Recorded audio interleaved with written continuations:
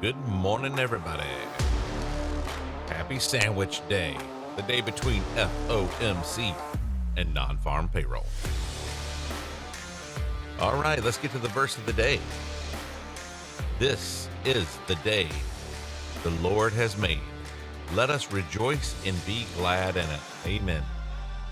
Every day that you wake up, breathing air is a good day. Always think about a gratitude list. What am I thankful for today? Why should I rejoice? Well, if you have a family, you know. If you have daughters or sons, you know. The beautiful thing, rejoice and be glad. All right, guys, let's get into it. So welcome to the AM briefing brought to you by microstrader.com, where together we trade better.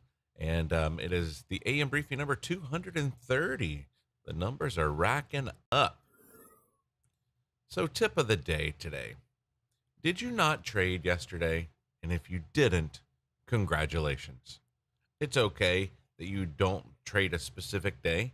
One of the tips I put in the group last night, as I said, if the personality of the price action does not meet your style, walk.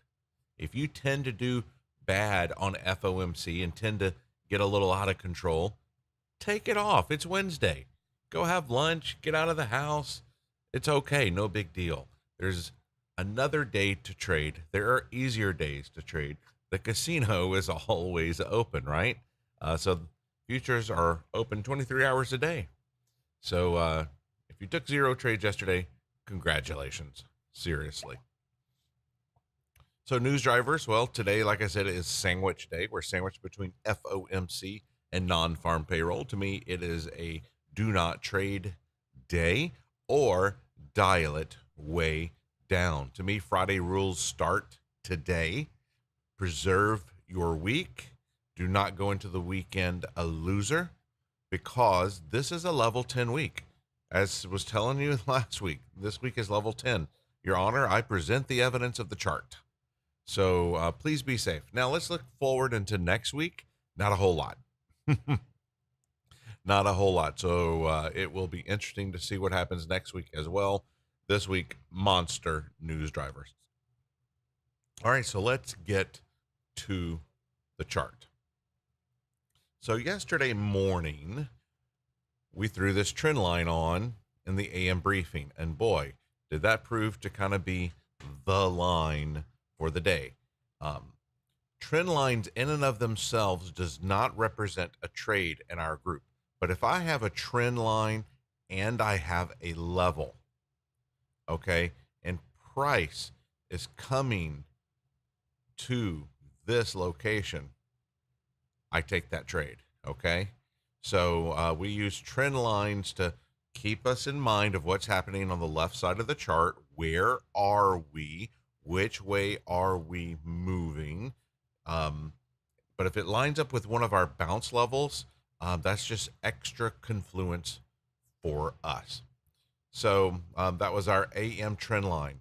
And then when the market was opening, I told everybody, okay, we got a bounce level lining up with trend right here at 29, but it was right at the news release. And I went, I'm not going to take it. I had an order in and I went, no, I'm not going to take it. I'm just going to set back. And boy, did that trade turn out to be really sweet. So you can't be in every trade. You're not going to be in every move, and you're not going to get all of every move, right? So, oh well, I missed out on that opportunity, man. So the next trade I did take is I took a short here at 57. I did that on the other side of my strong range I had here. I told the group, okay, we missed this trade. What would be my next trade? I said, I want to trade on the opposite side of my strong range. The reason why is because if price ripped me a new one, because of my trade location, the odds of being given the gift of break even are extremely high. We typically will bounce off both sides of these strong ranges. And so I wanted to be greedy. So it's 57. I was up 2 or 3 points. I still put my stop at 3-point loss. Why did I do that? I kind of liked my trade location. We already went up like 120 points. We've laddered up like 15 times. Can we keep going? Yes. What was my size? 1 micro. Okay, trading my cash account. I'm not going to be willing to take any more risk going extremely counter, but I liked the trade location. I kept my stop at a -3 points. Even when we were right here, I kept it at a -3 points. Because if we get outside of this strong range, this could be a good move. That could be a great trade location. So I took a 3-point loser. I told the group next, I said if I was going to continue trading, 69 would be my next short. And that trade would have actually worked out just fine as well. But I did not take that trade. It was outside my trading hours. So no trade for me. Then I made one final trade in the afternoon, and that's the trade that paid. And I went short right here.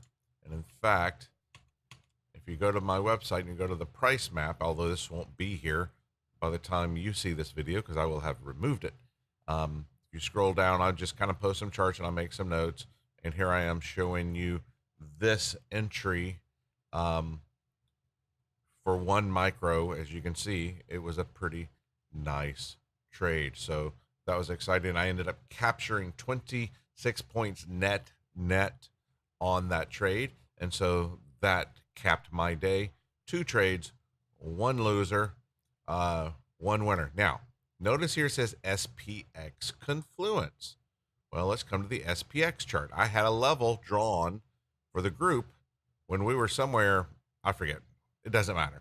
And I was told the group, I'm waiting for SPX to hit this level.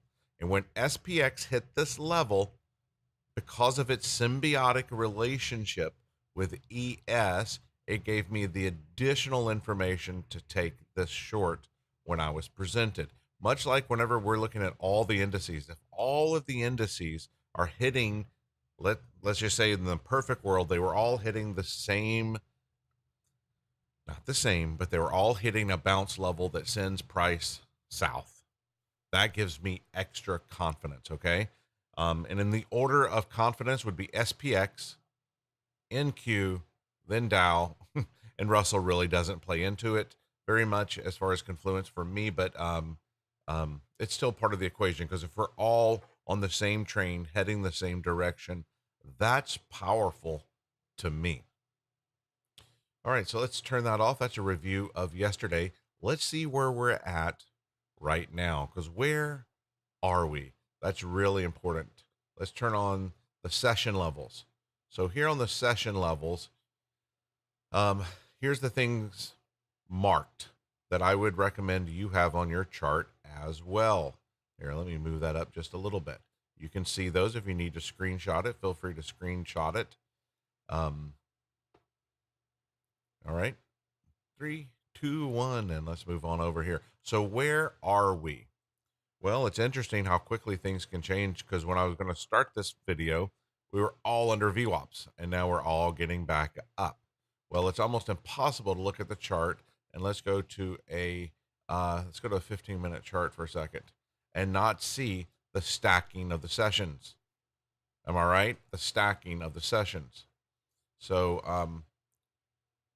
I have this 30-minute trend line that we did not, well, maybe you say it came back and retested here, but I was kind of hoping it pushed here, because when the Zoom started, this is really a location I was telling the traders I would love to see us go to, but that didn't happen. I am going to keep this trend line on the chart for now. Now, if we keep going up and we get to 5,700, well, then, you know, this thing will be deleted.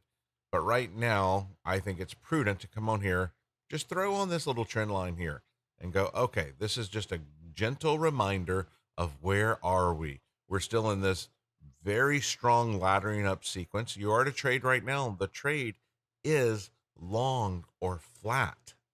The trade is long or flat. Let me turn back on these levels here. So right here is one that I would definitely put. This would be my intermediate bull bear line, okay? Of the where there was multi-session highs here that we broke over, okay? When we get back to this level, I want to know that at 33.25, that is an important number to me. And on a bigger sense of thing up here, Here we go. So careful with shorts above. This 55.10, this was on your indicator that you've had since Sunday, I think is the last update. So careful with the shorts above, and boy, did that prove to be good advice. And to me, on a bigger grand scale, this is still the bull bear line. All right. Above this, I would definitely be careful with shorts above. Okay. To me, this is the bull bear line we've had on our chart for a whiles. So last night I had an order setting up here that I would have went short had price gotten up here to this range, but it didn't quite get there. Of course, that's extremely counter, so it would be small, wouldn't it? It'd be very small, but I wouldn't mind taking a short off of that. But now that we're consolidating here for 3 sessions, I'm probably not interested in that trade any longer. But I was certainly interested in that trade in this initial push up. But now we're building lots of power here. We are still above yesterday's halfback. We're above the strong range. So be careful shorting this market. So once again, let's just take one more peek at the indices. Boy, look at NQ is above yesterday's high. We're still under, and these two guys really aren't having any fun yet.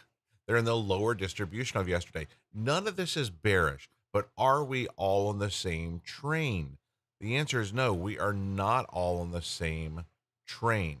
And it's really nice when we're all on the same train. It certainly gives you increased confidence to stay in your trade and to add to your winning trade. And that's what I love to look for, is adding to my winning trade. In fact, I added to my short yesterday, but the add-on actually didn't work. I actually lost because where I added to my trade, there was only a 1.5 stop. Like it was coming back to get me. There was a bounce level, and so I added a contract, but that contract actually lost. I think it was a 1.5, but no big deal. I love adding to a winning trade. You know why? Because the trade itself cannot become a loser. You know how much cooler and more satisfying trading is when you add to your winners? So, game plan. We are sandwich day. It is a red day to me of probably a great day not to trade. Taking today off and tomorrow off and coming back Monday is probably really good. If you've had a disastrous week, today and tomorrow are not days to catch up, in my humble opinion. So trade small, if at all. We will be live on Zoom. We will trade to my quitting time, and then I'm going to take a couple daughters, and we're heading down to a college to walk around. So I won't even be around in the afternoon. Members, I will be out and about. So you guys post in the group and support each other, and post levels, possible entries. If you need help with the trade, make sure you put it on the trading floor. More experienced members will certainly pitch in and help you stay in a trade, because we love to get those 10, 20, 30, 40, 50 pointers, and we want to help you stay in that trade as well if today turns out to be a trend day. All right, I can't wait to trade with my traders live here at probably 1 hour, hour and a half. I'll see you guys soon. Get your pre-flight done, and I'll see you later. Stay green, my friends, and to learn more about our group, go to microstrader.com.